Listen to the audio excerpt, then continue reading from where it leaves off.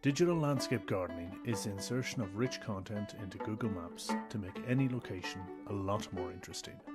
Points of interest enhance the wonders of the landscape by adding in the locality's heritage. Text, pictures, audio and visual give the visitor a multimedia experience via GPS on their smartphone.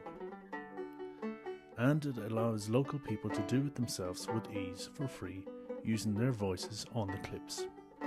Got loads of places you think a visitor should be able to know and find in your locality? A must-see local landmark or a rambling house storytelling centre? Add them in so. Digital landscape gardening is in effect turbocharging Google Maps, telling visitors stories as they drive through Ireland. Populate that map with colour and candour, myth and mirth. Let your locality blossom. Digital landscape gardening. Preserve your heritage, promote your locality.